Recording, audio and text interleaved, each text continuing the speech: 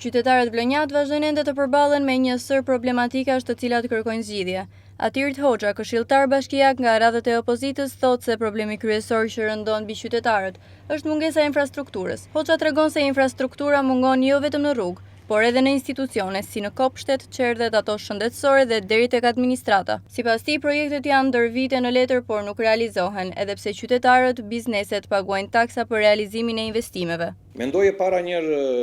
nga më kryesore ka të bëjë me infrastrukturën, dhe nuk e kam vetëm thjesht infrastrukturën rrugore, se infrastruktura është një fjalë e cila përfshin shumë gjëra, është infrastruktura nëntokësore, infrastruktura rrugore, infrastruktura në kopshtet, qerdhe e të tjera si këto, qendra shëndetësore, të cilat për fat keq, unë shikoj që vit pas viti ekzistojnë në letra si prioritetet e ekzekutivit të bashkisë, i cili është i udhëhequr prej më shumë se sa 28-29 vitesh tashmë nga Partia Socialiste, është për të ardhur keq që nuk materializohen për qytetarët, sepse ndërkohë qytetarët, bizneset e qytetit Vlorës paguajnë, thash edhe një herë, barë fiskale të rritur çdo muaj apo çdo vit. Dhe për ta arsye mendoj që hallka kryesore është infrastruktura. Politikat sociale duhet të përmirësohen gjithashtu. Atirt Hoxha, këshilltar bashkiak, thotë se qytetarët përfitojnë çdo muaj një ndihmë ekonomike qesharake, teksa është miratuar të projekt vendimeve me vlera tepër të larta për strehimin dhe për kujdesin e kafshëve endacake, që shkojnë deri në 260 euro për një qen. Në këtë projekt vendime, sipas Hoxhës, duhet të prevalojë interesi për njerëzit përkundrejt interesit për kafshët. Pa diskutim,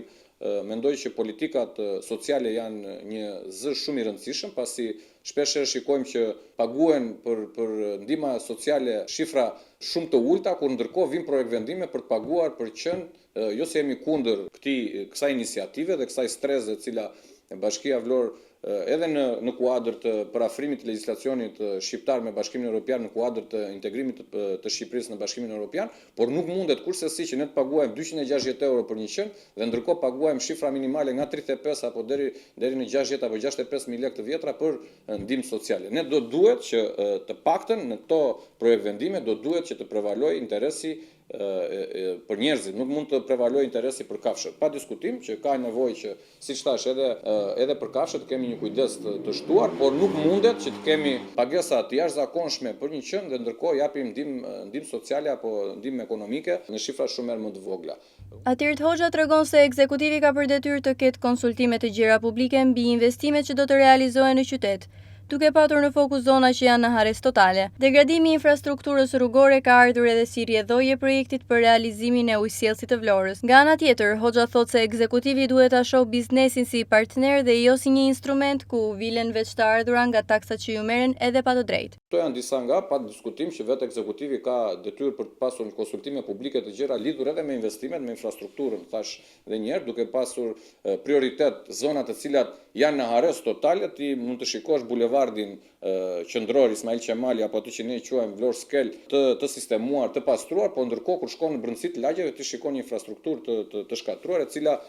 ka ardhur edhe si pasojë një investimi i cili nuk po përfundon dhe nuk dihet se kur do të përfundojë. Një investim miliona euro që ka të bëjë me shahu i ujësjellësit Vlorën, i cili e ka kthyer qytetin tashmë të pajetueshëm. Pa diskutim, mendoj që edhe një hallk tjetër shumë e rëndësishme është ajo pikpamja që duhet të ketë ekzekutivi sa i përket biznesit, duhet ta shikojë thjesht dhe vetëm si partner, janë njerëz të cilët sakrifikojnë me kredi, kanë qenë në emigracion, janë rikthyer, kanë hapur ato bizneset e tyre të vogla në ekonomi të vogla familjare, por për të cilat ne duhet të jemi krenar dhe duhet të jemi partner me ta. Nuk duhet të shikojmë biznesin në qytetin e Vlorës si një, e kam thënë dhe do ta them, si një vath në cilin kemi futur X lop dhe që shikojmë vetëm për t'i miel. Ne duhet të jemi për krah tyre për t'i ndihmuar, sepse edhe ekonomia globale nuk është në ditët e saj më të mira dhe natyrisht edhe biznesi vlonjat nuk është në ditët e tij më të mira. Rrugë të amortizuara ku ende nuk ka nisur asfaltimi, mungesa e ujit të pishëm, projekt vendime që rëndojnë mbi biznesin dhe qytetarët, shërbimin në administrat, janë ndër problemet kryesore ende të pasgjidhura vitet e fundit në Vlorë.